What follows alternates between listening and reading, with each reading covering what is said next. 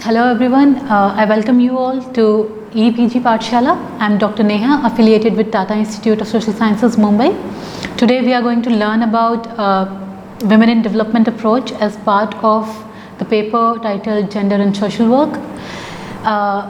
As part of the approaches on gender and development, there have been three major debates, three major critical perspectives that have been outlined by Eva Redgeber, which include WID, WAD and GAD, and WID being the oldest and the most dominant of these three approaches. We begin with WID today, and we are going to try and see various features, limitations, contributions, as well as theoretical approaches of the Women in Development approach, WID approach today.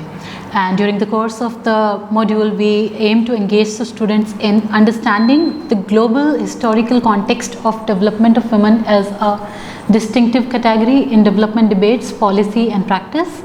We also expect the students to develop a critical understanding of the basic features and contributions of WID approach in the field of development. Also, the student should be able to understand how to engage with WID approach while studying or implementing any development program from gender lens. So we begin with an overview wherein I would like to begin by saying that the term WID was first used by the Women's Committee of the Washington DC in their efforts to bring the evidence brought by Bozerup in her 1970 documentation of the regressive impact of development on women's lives to the attention of policymakers. This approach, WID approach, came to prominence as an approach to include women in development in the early 1970s. It calls for a greater attention to women in development. It calls for an integration of women into the overall development policies, processes and structures.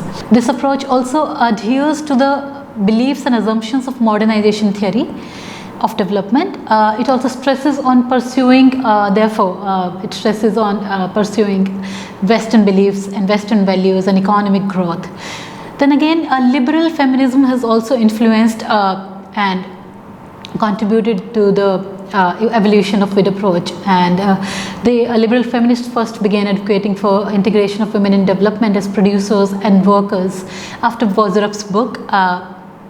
This WID can be called to be an amalgamation of a coming together of modernization and liberal feminist theory. Also draws from this approach draws from liberal feminism. It becomes important to learn a little bit about liberal feminism at this moment. Liberal feminism is basically a feminist theory, and it aims at achieving gender equality and stresses on individuals' ability of ending discriminatory practices. It emphasizes on democratic processes to achieve equality before the law and in the society. It is believed within the theory that women have the same mental capacity as men and should be given the same opportunities and rights in political, economic and social spheres. Essentially, main principle behind liberal feminists' call for equality is that women must be like men. They organize women and lobby for their rights at higher levels of lawmaking. This approach, this liberal feminist approach, began in the 18th and 19th centuries and continues to be the primary approach for various agencies till date. The proponents and activists continue to aim at ending gender discrimination by focusing on customary and legal systems which restrict women's equal access and rights in the public sphere. The major issues that have been addressed by liberal feminists are, for example, voting rights for women, reproductive rights, education, employment rights, healthcare, etc. And it is important to highlight the names of certain main proponents of the theory, and they are Mary Wollstonecraft, John Stuart Mill, and Betty Friedan. Now that we have got to know about a very basic thing about women in development approach, we try to find out how did it originate. And very simply stated, it originated in the 1970s, and according to Tinker, it was during this period that two major conglomeration of women gave rise to the impetus of this approach, gave rise to impetus for integrating women in development. And these two conglomerations were UN Commission on the Status of Women and US Women's Movement. So while the commissions sought equality before law and pressed for greater access to education for women, the US women activists pressed for right to equal employment, which was seen as the best way to achieve gender equality, as income and employment status were the most important things to be equal about. being economically independent was thought to be the most important part of becoming developed for a woman. So both groups, however, sought policy change. As within WID approach, this has been a major focus. Policy change has been the focus. How do they think about changing the status and destinies of women is through law, through policy change. So, for example, this picture speaks about, shows an image from the times where people were out on the streets in the US, women were out on the streets in the US and asking for equality before the law, and this is what it is.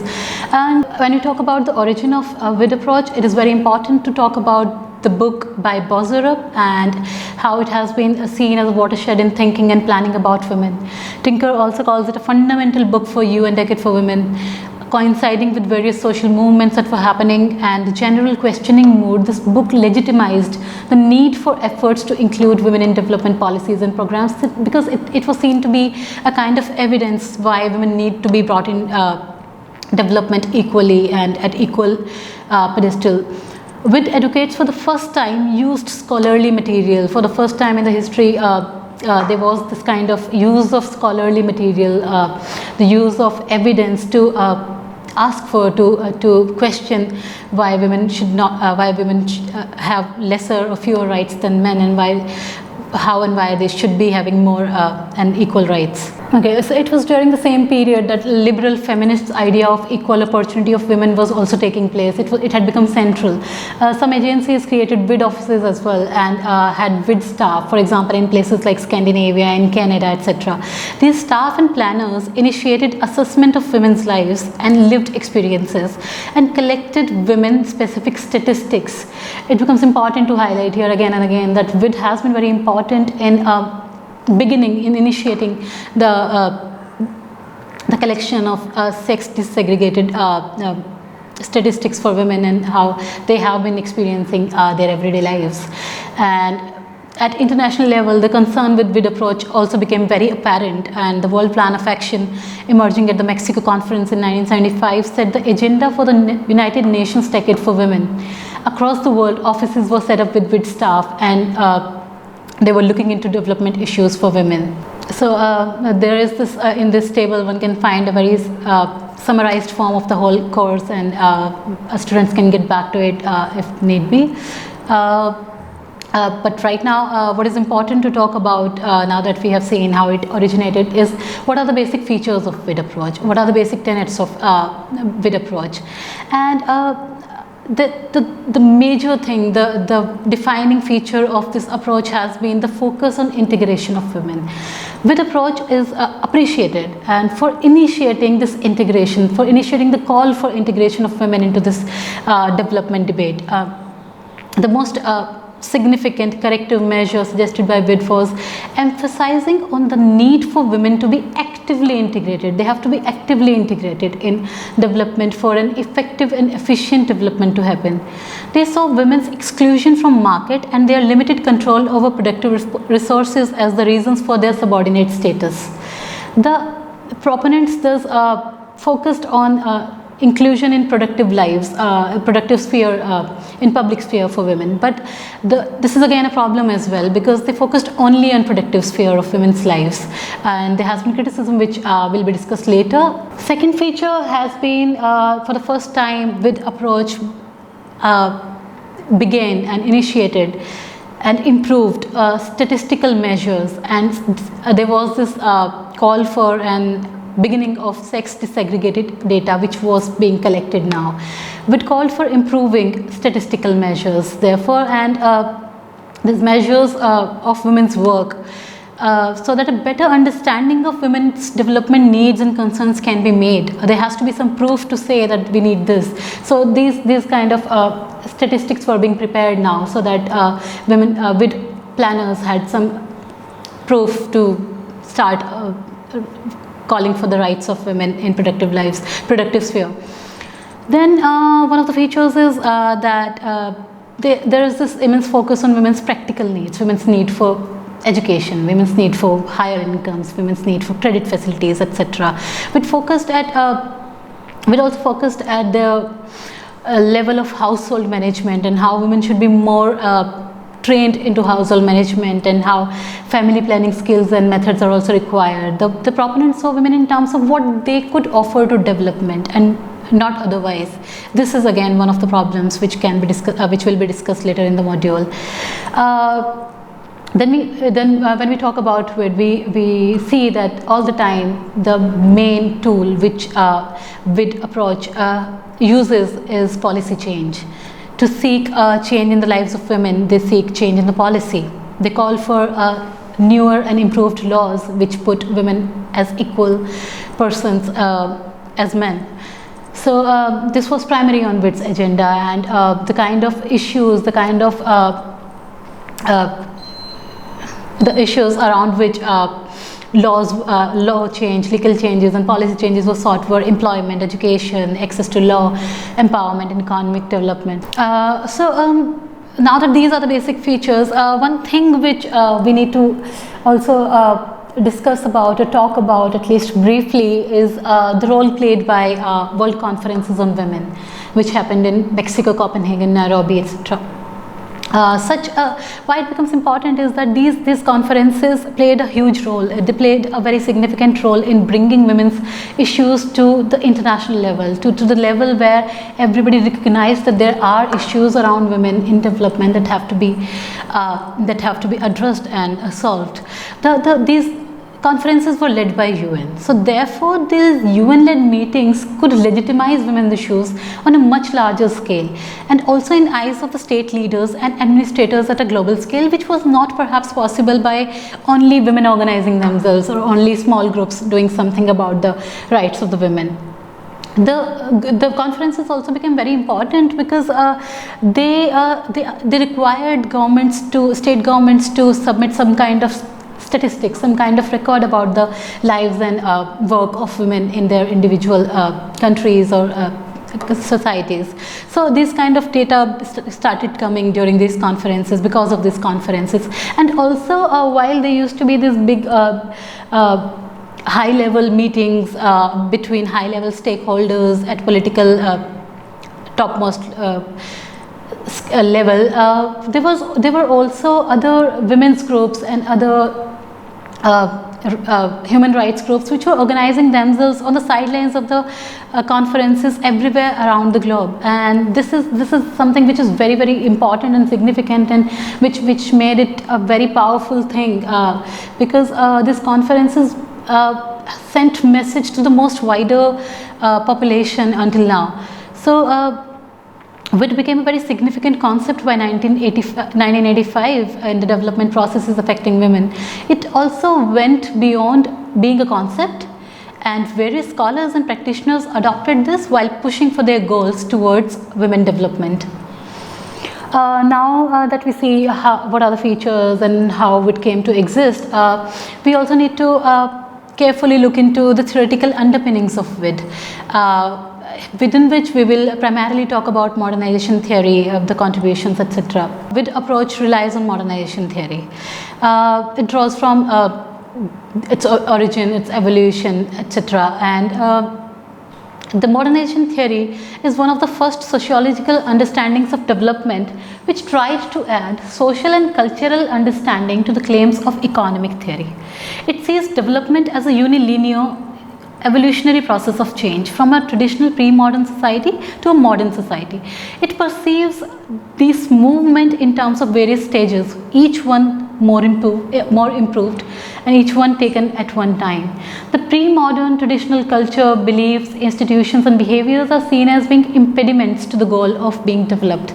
Thus the modern society is moved from kinship to family-based systems to highly individualized systems.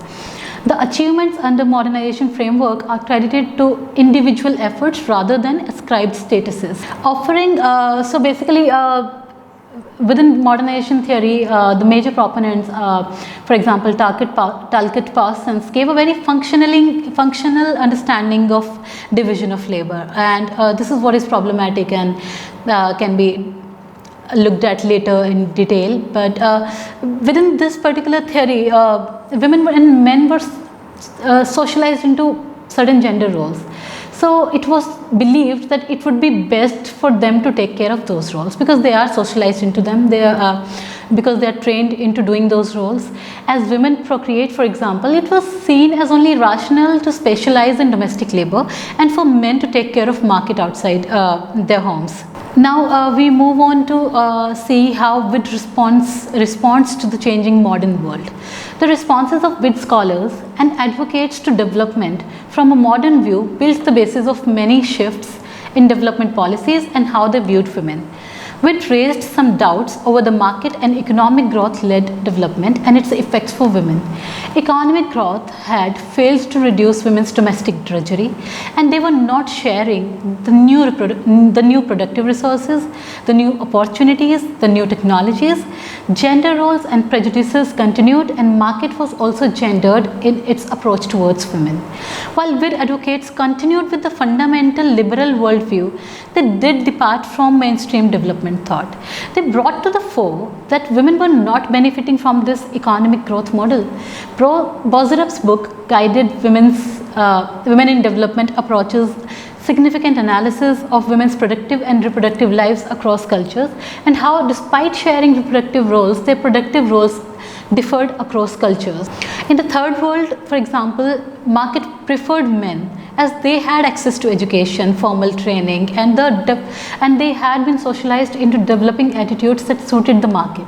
Thus, modernization did not help much in enhancing the productive lives in the third world and led to development of a sex-based job hierarchy. So the problem did not only continue, it became more profound.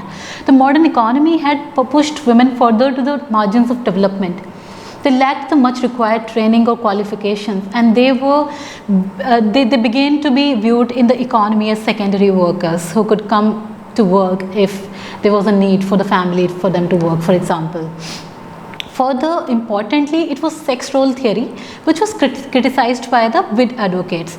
They claimed that it did not have a balancing influence for women and men's lives, as it was seen within the modernization theory being a very functional thing where men do the things they are trained for, women do the things they are socialized into. But within this, but rather this WID approach criticized the sex role theory and said that this is not a very balancing act if we put women and men into their sex-defined roles, and because it subjects women to inferior statuses not only in their personal, familial or community life, but also in productive lives, in market lives. WID criticized this theory by exposing how this theory plays a damaging role in policy making and implementation through unequal sharing of productive resources and responsibilities between women and men, and which ultimately favors men. The criticism of sex role theory led to an emphasis on developing sex disaggregated data for a more empirically based data for development planning. Also, WID advocates moved from welfare to efficiency approach and argued against associating women as a category with one that needed welfare. They focus on women's need to shift focus on efficiency and merit, and they argued about how inclusion of women in development will only help in the development processes and development results. Within WID approach, there have been various approaches, sub-approaches that have been taken by major practitioners and proponents within WID approach. These can be seen as listed out there. There is this welfare approach, because this was also an approach which was taken by the initial WID practitioners. Then there is efficiency approach. Then we have the equity approach, the anti-poverty approach, the empowerment approach. Then also this, the latest approach within WID also is mainstreaming gender equality. So these are the various approaches that have been used by different people in different contexts at different times and different scales within WID. Now we move on to see what has been the critique of WID. So WID has done a wonderful job of bringing the women's issues to the fore by initiating the research on women's specific experiences, but there have been major shortcomings with WID. It has been often criticized for being a very non-confrontational approach. it does not ask why women had not been benefiting from development strategies. It fails to recognize and address the role patriarchy played in the subjugation of women. It completely ignored the fact that women in all societies and all classes, importantly, have subordinate position, as patriarchy is the main culprit. It failed to see unequal gender relations and roles as the basis of women's exclusion and gender subordination. With focus on productive public sphere, the larger social processes that affect women's lives and their reproductive roles remained unchallenged within this approach. Secondly, there is this lack of focus on women's reproductive lives. The approach focuses on including women in paid work, including women in jobs, including women in better educational opportunities, etc. So it focuses mainly on productive aspects of women's lives. It has restricted transformative capacities because it does not engage with the reproductive aspects of women's lives, and it kind of ignores their reproductive and domestic labor. And when we do that, we only add to the women's workload if we only ask for women's inclusion in production, and we do not see what they are doing in their reproductive spheres and how gender relations are panning out in their reproductive lives in a particular family or a household. It only leads to increased workload for women, and because men continue to not share the domestic responsibilities in most of the societies or most of the families. Also, WID approach has this flawed assumption about women's involvement in development. It comes with an assumption where they say that women should be integrated into economy, they should be included in economic development. So it kind of comes with an assumption that they had not been integrated, that they had not been participating in development, but it is not true. They have always been involved in household production and informal economic and political activities. So this assumption is also very much flawed, and it is for this flawed assumption that this approach is quite criticized. Next, there is within this approach there is failure to question and address global systems and inequities. There is a focus on only economic issues, and it is ignored how the certain countries are developed and why others are not developed, how race and class becomes influence and are influenced by development processes. So therefore, this kind of critique comes from third world countries, because it wrongly assumes that Western institutions are the answer for all development questions and ignores the strengths of traditional indigenous knowledges. It also wrongly assumes that moving into modern sector and productive employment is needed for women's development. This assumption implies that traditional work roles and systems are inhibiting to women's self-development. There's critique about this approach which comes at the level where it is criticized for over-reliance on the state as provider of solutions. And this critique also comes from third world countries wherein women were organizing themselves without much support from the government, because state can also be conforming women's subordinate system, as it is also, it is also an institution which is based in patriarchal systems, and state even in the West, in most cases, women's staff and offices are merely co-opted into the general development works, and state does not really have a very gender-aware approach in many cases to kind of attack the structural patriarchal inequities that are creating and maintaining gender inequities, because the people who form state, the people who are taking decisions at the state themselves belong to and represent the patriarchal ideologies at some level. Also, a very stark, very big critique that comes against the WID approach is the fact that women are being seen as tools for development. So while it says that women should be included, and the efficiency approach says that if we include women in development processes, plans and activities, it will be good for the overall development of society. So we are kind of seeing that women are being used as tools for development rather than it being otherwise, where development also does something for women. It fails to give women's issues their due unconditionally. So it is more about development and less about women, and maybe even if it is about women, there are certain conditions about it that are being raised here. to sum up, we can say that WID approach is wonderful because it for the first time brought to the fore, brought on the development agenda or at international level women's issues and how women were being left out of the fruits of development and how they should be more equally important participants in development and in sharing the fruits of development. But there have been criticism, there have been some shortcomings. Women continue to be, despite economic participation, despite increased economic participation in paid work, women are still being politically, socially not equal with men, and they are still facing challenges at every level in their family, in their community, in the in country at large, in the world at large. So they continue to be marginalized, they continue to be the subordinated section of the community across the globe. And in such situations, there are various issues which are coming up to be the reasons why only economic development is not enough, and there are various other factors which are causing those, creating and maintaining those subordinate status of women. Those factors, those contexts which create those factors, they are being recognized, and newer approaches are evolving to respond to those new constraints, new understandings, and these new approaches will be discussed in other modules of the course. Thank you very much for participating in this course, and if there are some other questions or clarifications to be made, there can be more readings that can be done, and there is a list of references that has been given which students can look into. Thank you.